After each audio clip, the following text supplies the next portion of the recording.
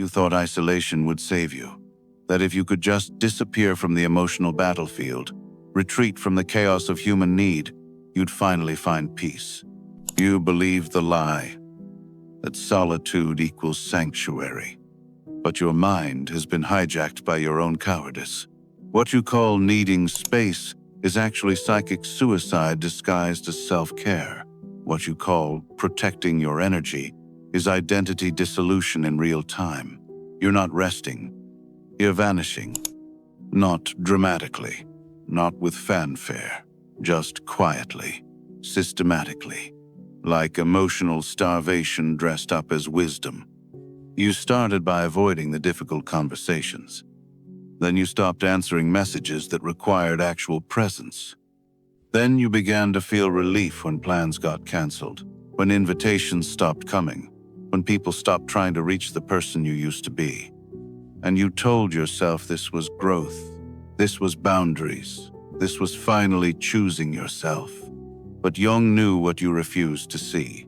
Yourself isn't something you can preserve in isolation. Your identity isn't a fragile artifact that needs protection from the world.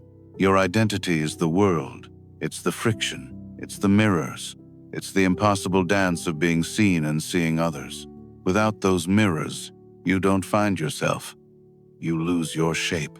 Your psyche begins to dissolve like salt in water. Slowly, completely, until what remains has no structure, no edge, no recognizable form. You've been colonized by the illusion that you can exist alone, that consciousness can survive without relationships, that the self can maintain its integrity in a vacuum. This is not independence. This is psychological disintegration marketed as healing. Jung called this dissociation of the self.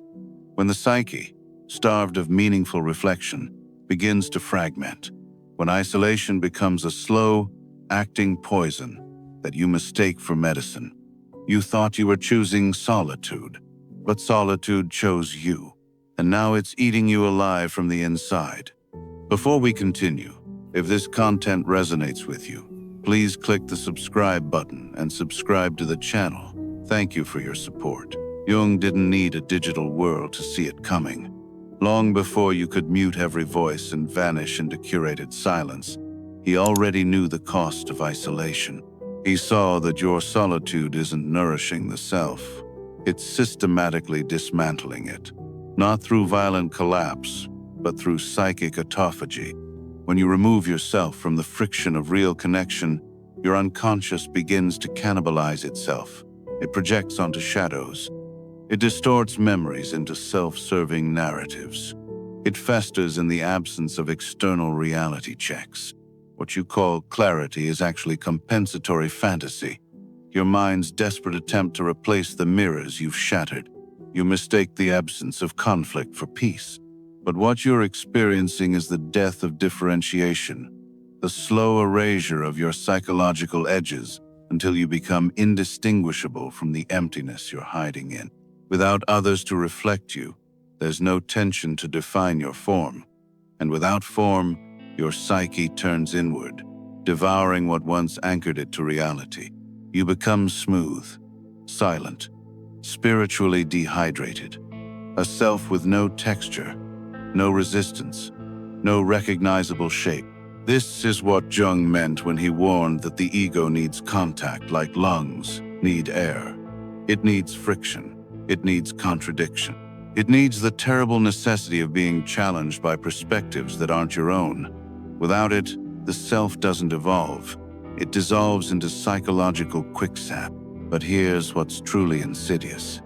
You've been conditioned to celebrate this dissolution. You call it finding yourself, when you're actually losing yourself. You call it inner peace, when it's emotional numbness. You call it boundaries, when it's actually walls built from crystallized fear. What you call solitude is actually systematic self-erasure decorated with productivity, justified by self-care rhetoric, masked as emotional control. But Jung knew the brutal truth. When you avoid being seen, you're not protecting your soul, you're suffocating it. Your isolation has become identity starvation disguised as spiritual practice, and you're slowly forgetting what it feels like to be real. There's a moment where you begin to prefer the numbness, not because it feels good, but because it stops you from feeling at all. You convince yourself that you've transcended the need for connection, that needing others is weakness, that your silence is enlightenment. But this isn't maturity. This is systematic self-abandonment disguised as growth. You are not self-sufficient. You are psychically starving. And the ache you feel in the pit of your being isn't solitude. It's identity, malnutrition. Jung understood this hunger better than you understand yourself. He saw that the psyche, denied authentic interaction, begins to devour its own substance like a psychological Ouroboros. You start recycling your own thoughts like a broken record, playing the same internal monologue until it becomes white noise. Your emotions loop back on themselves in endless feedback cycles, creating the illusion of depth, while actually generating nothing but mental static. You spiral in self-reference, mistaking mental masturbation for profound introspection. Your inner dialogue becomes an echo chamber, where the same fears, the same justifications, the same hollow reassurances bounce endlessly off the walls of your isolation. And as this loop continues, you forget the difference between who you are and who you think you remember being. You no longer evolve. You calcify into a psychological fossil. Your reflection stops changing. Your voice becomes flat, mechanical, drained of the vitality that once made you recognizable to yourself. The internal fire that once pushed you to become more than you are dies from oxygen starvation. Because fire needs air to burn, and your psyche needs others to stay alive. You called this emotional control. But it was psychological collapse dressed in spiritual discipline. You called it choosing yourself when you were actually choosing to disappear. What you've really done is weaponize your own isolation against yourself. You've created a sterile environment where growth is impossible because growth requires friction, challenge, the terrible necessity of being witnessed by others who can reflect back your blind spots.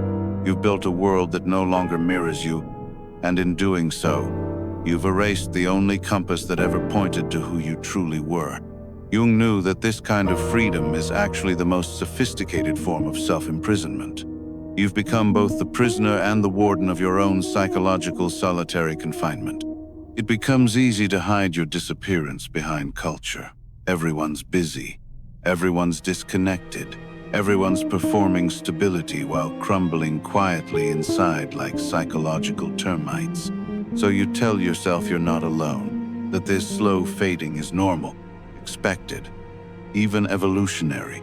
But Jung wouldn't have accepted that lie. He knew that normalizing the death of the self is not adaptation. It's collective suicide disguised as progress. You no longer feel urgency to reconnect because you've developed tolerance to your own emotional starvation. You've trained your nervous system to survive on psychological scraps. You call your numbness inner peace, your passivity acceptance, your silence wisdom. But none of it is real. This is dissociation marketed as mindfulness. You've convinced yourself that feeling nothing is better than feeling pain, that emotional flatline equals spiritual advancement, that your inability to be moved by anything, beauty, tragedy, love, loss, is somehow evidence of your enlightenment. But Jung saw through this masquerade. He understood that what you call detachment is actually attachment to emptiness. What you call non-reactivity is actually the death of your capacity to respond to life. Real integration doesn't make you vanish. It makes you dangerously visible, not louder, but more defined, more rooted in your own authentic presence, more capable of disturbing others simply by existing fully. And right now, the only thing growing inside you is absence feeding on itself. You've mistaken your own disintegration for evolution. You've confused psychological decomposition with spiritual maturity. You think that becoming less reactive means becoming more evolved. when actually you've just become more dead. Jung saw the difference between conscious non-attachment and unconscious numbing. He saw that true growth requires tension, exposure, the terrifying vulnerability of being fully present in relationship. What you've built isn't strength. It's disappearance with better branding. It's emotional suicide wrapped in self-help terminology. You've become a ghost who thinks they've achieved enlightenment. But ghosts don't grow.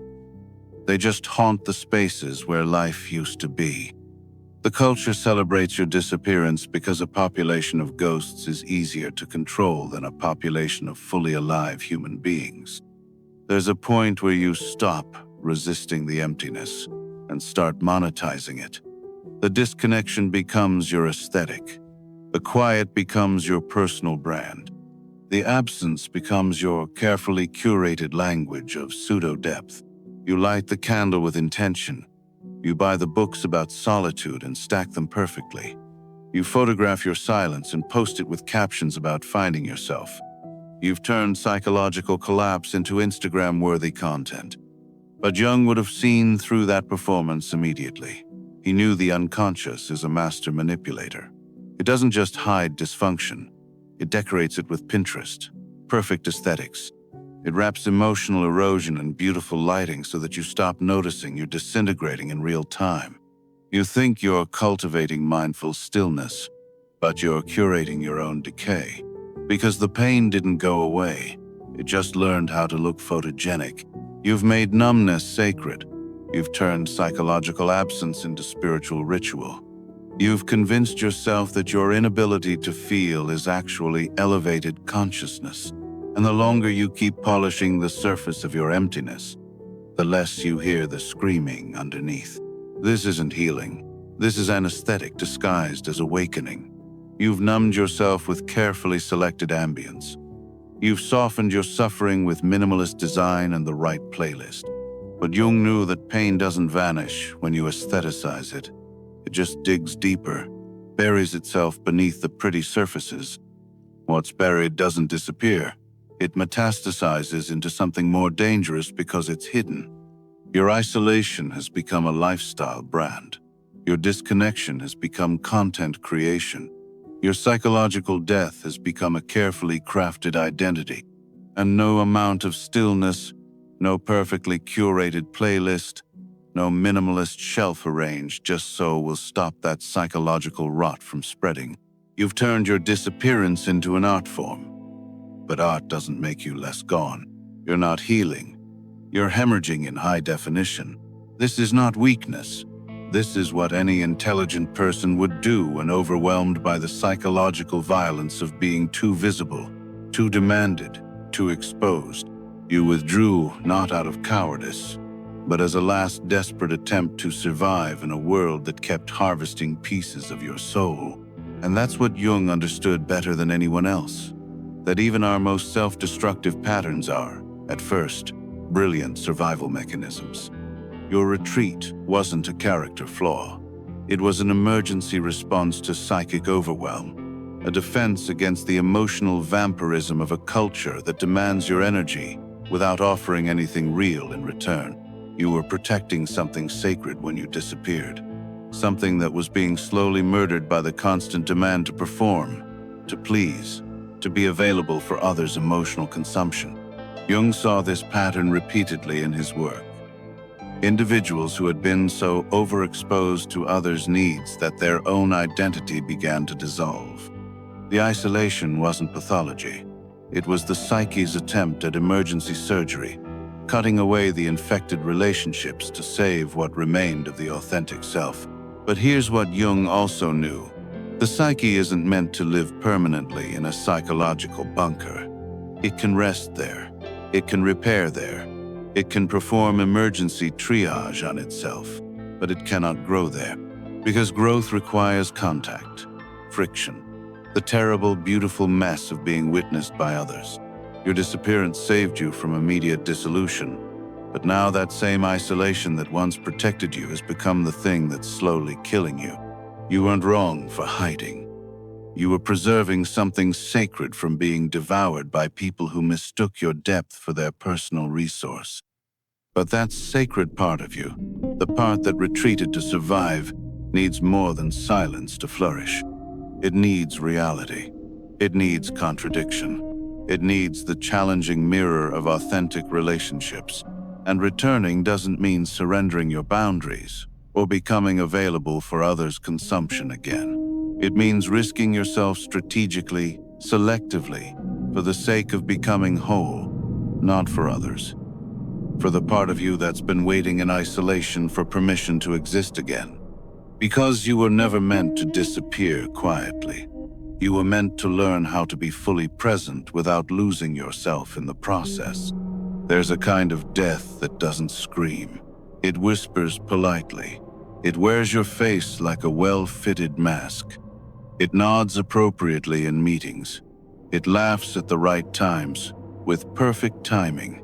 It answers texts with carefully chosen emojis. It performs the choreography of being alive while being fundamentally dead inside. That's what you've become. A socially acceptable ghost. A psychological hologram, animated on the outside, completely vacant within. And the worst part, you've not only accepted this, you've begun to evangelize for it, to argue that silence is enlightenment, that emotional numbness is spiritual advancement, that your disappearance is actually a form of mastery. But Jung never mistook numbness for transcendence. He knew that when the soul goes quiet, it's not because it has found peace. It's because it has given up trying to communicate with a world that stopped listening. You think you've become strong, but what you call strength is actually systematic self-annihilation. Strength isn't stillness. Strength is movement, expansion, the capacity to be moved by life. And right now, everything about you is contracting into psychological singularity. You used to reach for things, experiences, people, possibilities. Now you recoil from anything that might require you to feel. You used to burn with desires, ambitions, the dangerous fire of caring about something. Now you flicker like a dying bulb, generating just enough light to maintain the illusion of being alive. You've become a master of emotional anesthesia, mistaking your inability to feel for wisdom. And one day, maybe tomorrow, maybe years from now, you'll look in the mirror and realize that the person staring back isn't someone you recognize.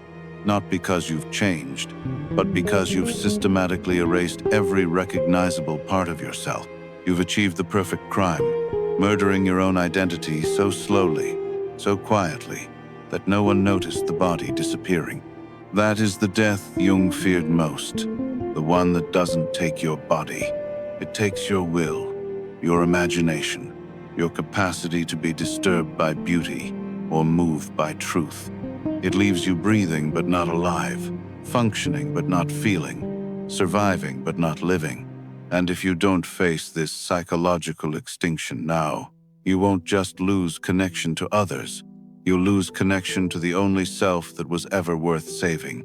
The self that still remembers what it feels like to be real. But the self does not die easily. Beneath the layers of psychological sediment, behind the mask of practiced stillness, there remains a pulse. Fragile, yes, but undeniably present. You don't need to reconstruct who you were.